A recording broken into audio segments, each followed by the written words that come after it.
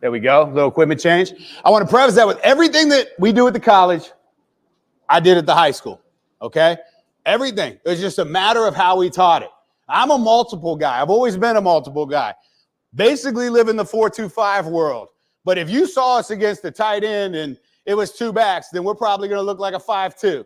And if you see us, we're going to be under fronts and over fronts. But on first down, we're very different. And the reason why is because as we were in the college game, we started talking about in the room, fourth down, these offensive coordinators are so good. And now it's getting to fourth down. It's fourth down and 2. It's fourth down and 3. And why don't they just go for it? And they get it more often than not. And so now winning every down is important. And we found that first down puts you in a unique position to stress the offense a little bit more. We all know third down is about get off the field, right? But in this case, what we want to talk about is how do you structure things different for first down? All right, so we want this huddle, switch this up a little bit.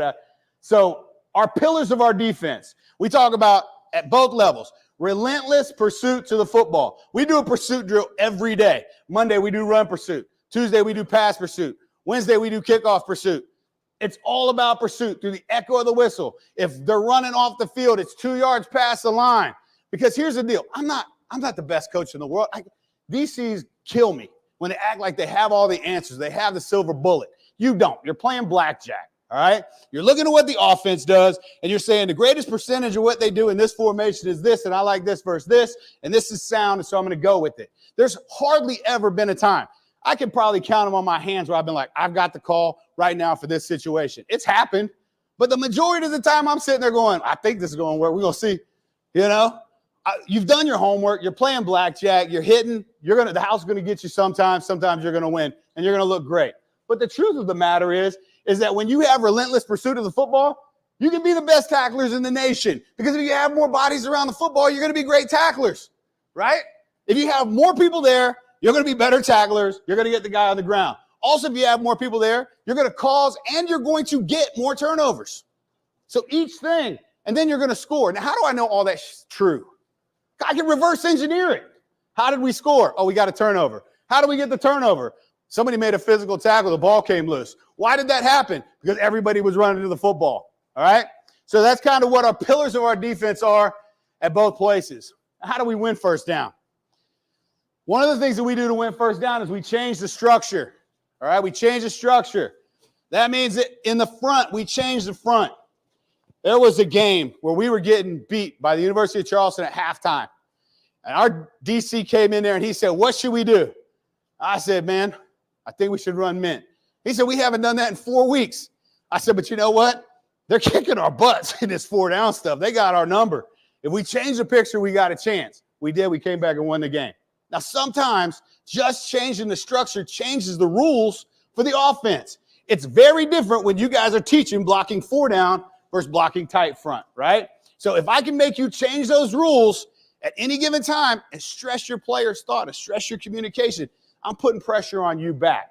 Next thing is change the picture. How do we do that and change the picture for the quarterback in case you're getting a hot hand or something? Changing the picture is easy. Changing the coverage. Some of that goes from middle of the field open, middle of the field closed, fire zones, things like that.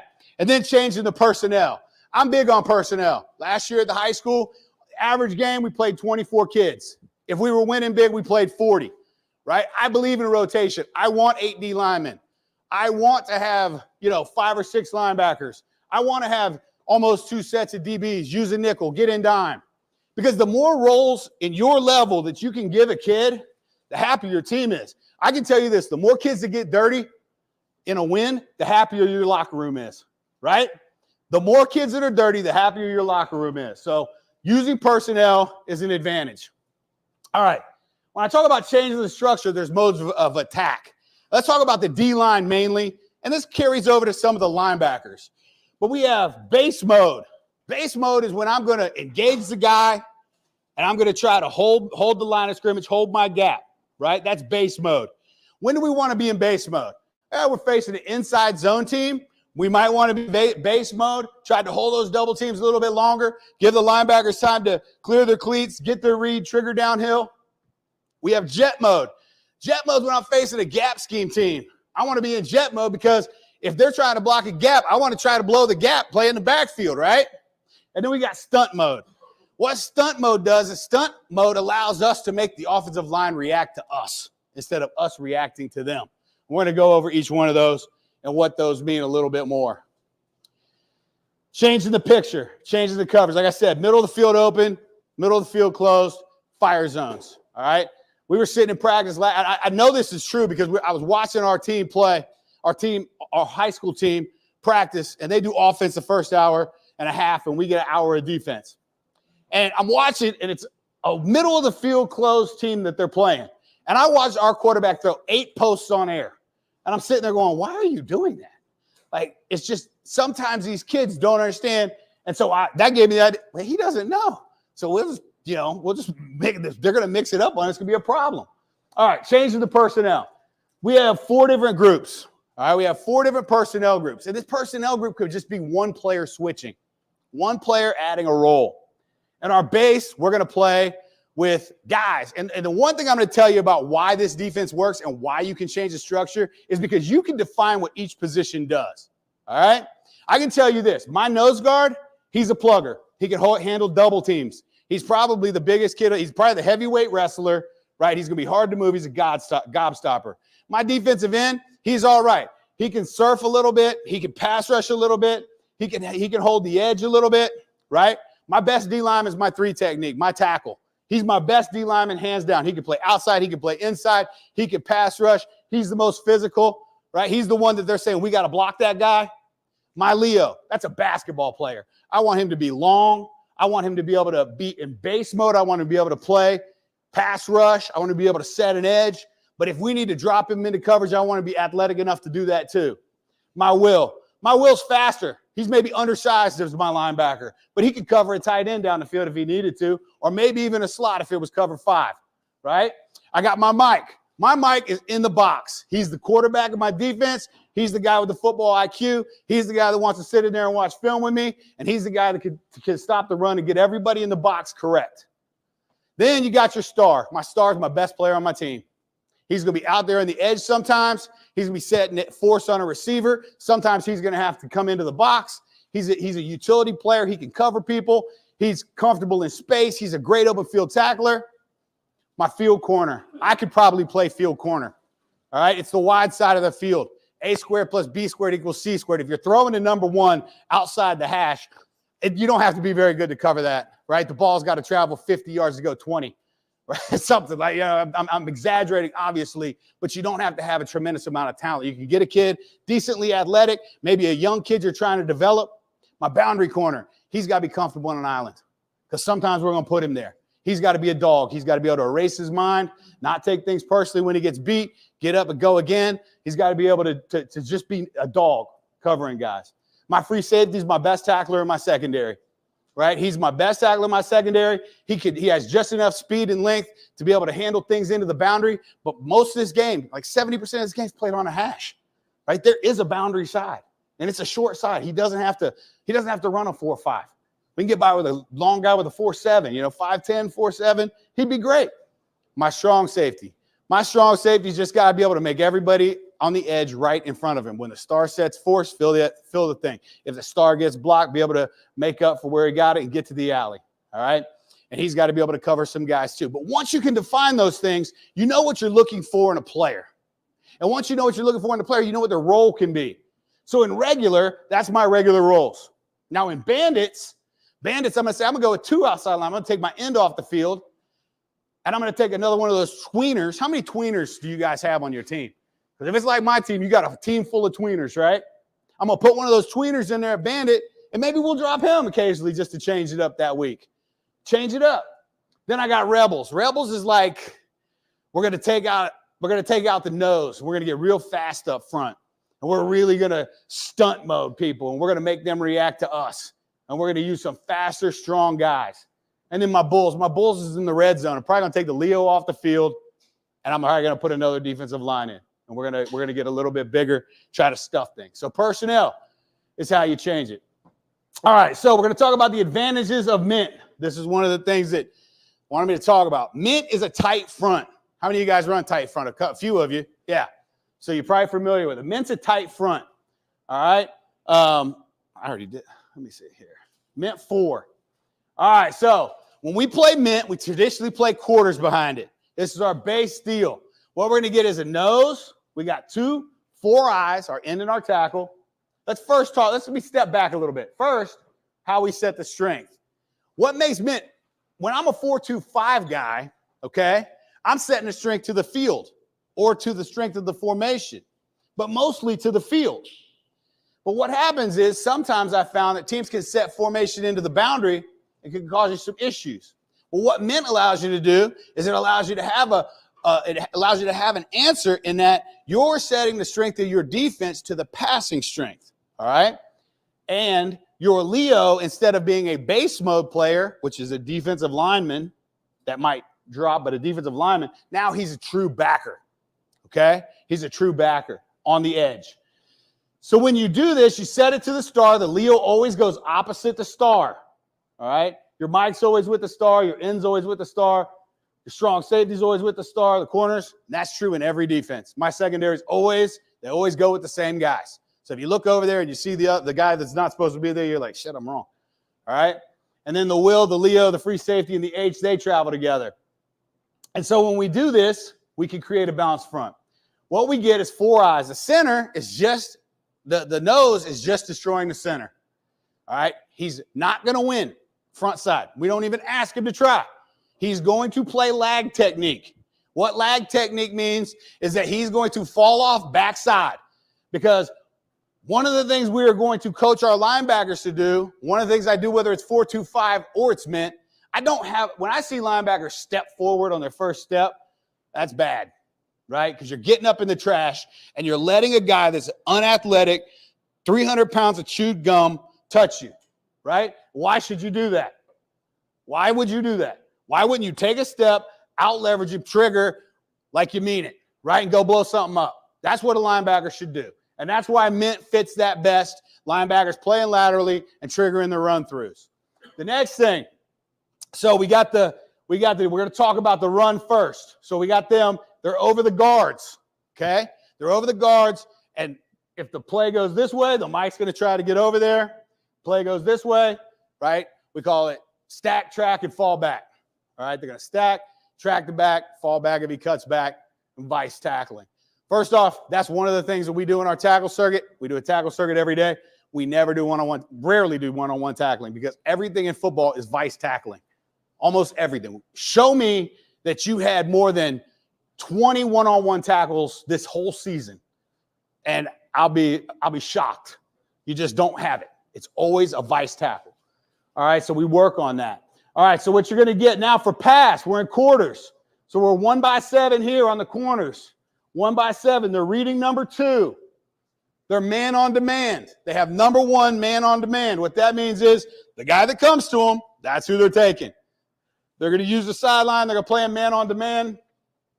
The star, he's going to, first on the run fit, he's going to play force when run comes to him. So that means he's getting over the top of 2 so the strong safety can fill the alley. I see a lot of people try to get this strong safety out here. That's really tough to do. What we want to do is get there so we can have a kill zone, right? What's that, a triangle? Like, isn't that what they call it in the military, like a kill zone? We want it, but we want it to be close. We want that back here so we can go get him. All right? Then we got the Leo. The Leo's in a backer 9. He's playing coverage. He's got the first thing to the flat, which on that tight end, he's going to be outside shoulder. He's just going to hit that shoulder, clear that it's pass, and when he does, he's taking that tight end to the flat. If that tight end goes vertical, he's going to carry him for a couple steps. Then he's going to pass him off to the safety and look for work under the next threat. Your free safeties and strong safeties are at 10 yards. They're reading 2. They got 2 vertical. If 2 goes in or out, they're looking to help on 1. Everybody familiar with quarters? All right, so that's basically what we're looking at in this. Tight end on the ball, passing strength's over here, strength of the defense is over here. In pass, the will insert. Okay, he inserts late, but he inserts, and it gives him a chance to work a 2-way go on a guard. Okay, and if you got it's actually something we work on a lot anyway, Because when you're blitzing, a lot of guys don't spend time with their linebackers blitzing. I try to commit one period to it a week. And over time, it's like the stock market. You'll win over time. But getting him one-on-one with that guard can be a favorable matchup. The tackle and the nose have cop contain. That means when they realize it's pass, they're working out for contain. This is a run-first defense. You have to have pass answers, but this is a run-first defense, all right? But that's the basic concept of mint. All right, so now you got the tight end in the hip. It doesn't change anything when the tight end's in the hip. He could go to the other side, but that's what we want him to do. The number one thing I love about mint is it's a great answer for outside zone, and that's counterintuitive. But I'm going to show you why later. It's counterintuitive that it's answer for outside zone. But once that running back rolls off the table, he's got to deal with 2-3 guys in space triggering on him. All right, as soon as he stops his feet, he's done. All right, so the same thing. Doesn't change anything there. Now in doubles, here's where the change happens. Now, your Leo, we call him Leo at Midland. We call him Jack at West Virginia State. But the hybrid is going to be out there. He's doing the exact same thing the star. He's opposite the star. If the run comes to him, he's got force over 2. Free safety will fill. If the run's away, he's shuffling for cutback. If 2 goes vertical, he's rerouting him and looking for work. If 2 goes in, he's going to reroute him and call him in. If he's going out, he's going to run with him. All right? So that's it. All right, now, this is where it gets a little fun because you could actually organize some blitzes off of this. But when teams go trips and they're big, anytime I tell people that anytime the tight end's in that hip position away or he's in the backfield, what we want to do is we want to get the Leo on the line just in case it's split zone or in case there's something going on there. But what it allows us to do is it allows us to work this share concept. And what share concept means is that the Will and the Leo are reading the back. If the back flares, the Leo's going to step up, run with him, right? The Will will insert. If the back steps up into the line, the Will look to take him. If he blocks, the Will will just rush through him. But the Leo can now insert because his share is gone, right? So your Leo can go late too, which gives you some added pressure, some add-ins, okay? Everybody else over here, you're playing basic cover 4. Here, he's going to put his hip in his hip, make him run over the top, and the free safety will come to poach. The difference is this is a version of cover 7. It's our automatic check. I did it at the high school. It's basically stump. Anybody familiar with what stump is in the Alabama, Georgia world? This is stump. You're playing cover 2. You're playing cover 4 right here. You got 2-on-1 with the poach in case there's a crosser. And into the boundary, you're 0. And the rest of the guys are working off the back. All right? So that's poach. That's cover 7. Poach. Some people call it box. You'll see it at TCU and some of these other schools. It's called special. It's got about 10 names. All right, now in trips, it changed a little bit in that you're gonna get heavy here. You're gonna get head up, work outside. You're in a pull technique, and the Leo drops. Your mic's outside the box. Basically, it kind of looks like a 3-3. It kind of looks like a 3-3 scheme. It's not. You're still playing 4 here, still playing poach here, still playing Meg here. The Will's going to insert late on the opposite guard, okay? He's going to insert late on the opposite guard. In the run, that muddies things up. All these different looks, those little changes, that muddies it up. You're talking about high school offensive linemen. I didn't realize the job you guys do until I coached high school full time, okay? Because I had to literally tell the kids the same thing every day. And at first, it shocked me. I was like, man, I just told you this 2 days ago. They forgot it. Luckily, in West Virginia, we have 32 flex days in pads. So we basically have 2 springs and then camp. So we get more days than you guys get. So I do feel bad for you, but I will share this. We don't do any live. We didn't go against our scout team in practice at all. All we did was trash can work. I went out, I bought laundry bins from the dollar store. And I put CGT. I bought like 15 of them. And every 10 yards, I put them. And then I would call a defense here. Team would run it, go to the next one, run it. We try to run about 50 to 70 a day. so they can learn this. Because it doesn't matter what the offense calls. If you run the defense, you're trying to run correctly. All right? Then it just comes down to blocking and tackling. I barely look. Last year, I barely looked at what route concepts they ran or anything like that. So that's it. Now, you got to have something to change it up. That was middle of the field open. How do we run middle of the field closed? Well, now we're going to run, this is another request for Rip Liz Match. How many of you are familiar with Rip Liz Match defense? We call it cover 6. Bama calls it 6 or 3. But we have gone away from zone coverages. Like, I didn't run cover 3 at all this year because we got into this world and it's just easier to teach. And if the receivers are wide or the player gets lost, you tell them just to area drop. It's the same thing, okay? It's the same thing. But in this is now stunt mode, okay? Stunt mode. And the rules of this defense are if there's a tight end on the line in the backfield or there's 2 backs, your star's blitzing. He's blitzing. This strong safety will roll down to outside leverage on 2. The corners are impressed man. Okay, they're impressed man. If the corner's to the field, you can teach bail technique. A lot of people do it. We actually did it versus Ironton because of the Terry kid. He was really good. So, that caused them some problems. But it changes the picture for the quarterback, right? Now all of a sudden it's 4 people coming. The O-line. How many of you are familiar with face or chase? You guys teach that? Face or chase. We teach it all the time because I'm very big on being able to big stick as a defensive lineman. Face or chase means I'm going to take that lateral. I'm going to have my inside foot back. I'm going to take that lateral step, right? I'm going to cross over. And when I go to drive, I'm looking at the guard, the guy that's 2 men over, or the center, whoever. If I see his face, I'm crossing it. If I see his ass, I'm chasing it up in the hole. Does that make sense? With that type of line movement, it causes the offensive lineman problems because it's like a magic show just happened in front of him, right? The guy's there, and now he's gone. I don't know what happened, coach. I didn't see him, right? So what we're trying to do is create a pressure. These guys are still they're going to be inside of number 2s. So they're going to be dropping. You still got your backer 9 and outside leverage, and now he's playing number 2 up and out, and that's the key. The safety and the Leo, the strong safety and the Leo are playing number 2 up and out, okay?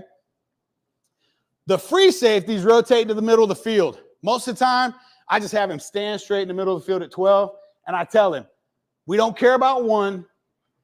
This guy's going to have outside leverage. This guy's going to have outside leverage. These guys are going to be in the window. If he gets past the window, I want him knocked out.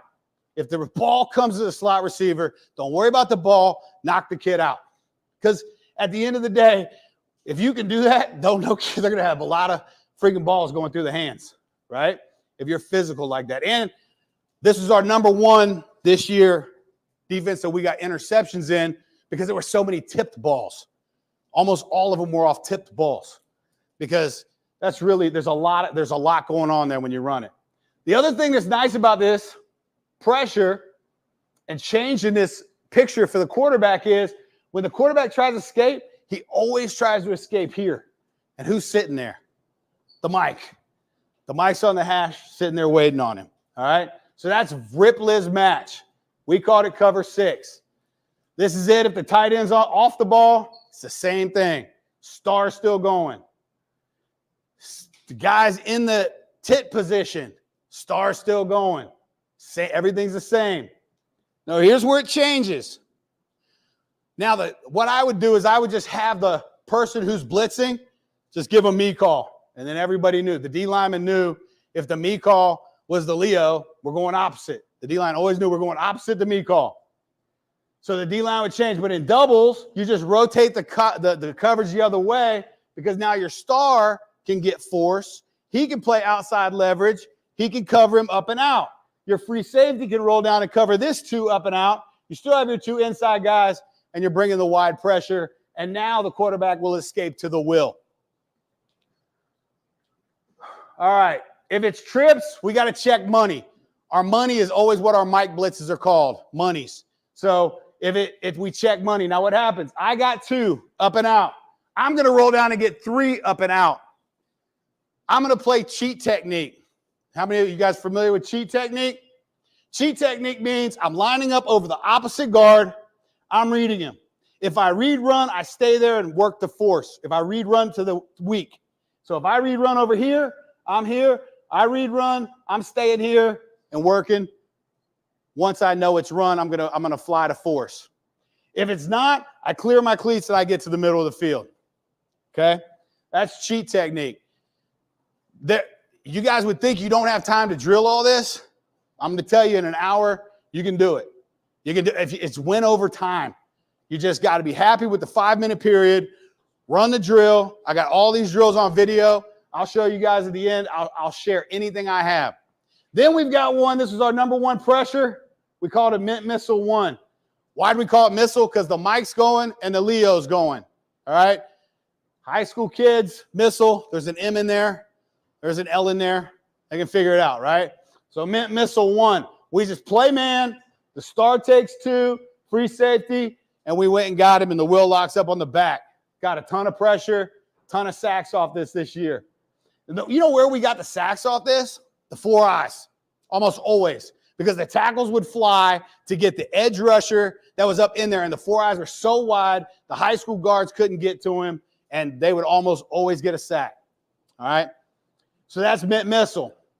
Last 2 things I want to talk about. This was also something that I put in that caused a lot of confusion for high school offenses. Called it crawl. Crawl to mint.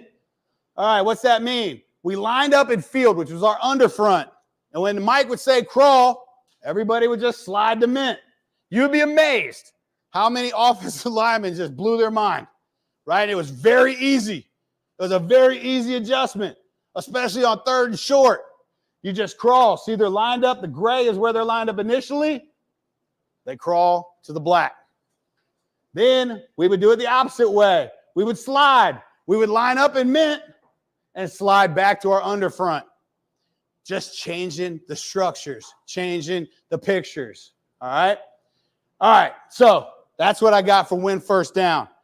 I'll be happy to take any questions. We got a couple minutes left, Ryan? Yeah, you got 3 minutes. All right, good. Any questions? Listen, I will be happy to share anything I have. So if you guys are interested, I'll just show you real quick my huddle so you guys can just see if you guys want to ever talk ball. But I will show you guys, I have every install from Georgia, Bama going back to 2015. I have everything their players have. I have everything LSU had. I have everything you want from college football.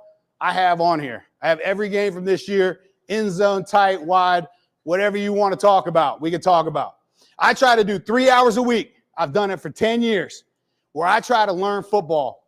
I watch somebody's clinic. I listen to somebody's podcast. I go talk to somebody because here's the thing. You guys ask your kids to go in the weight room and lift, right?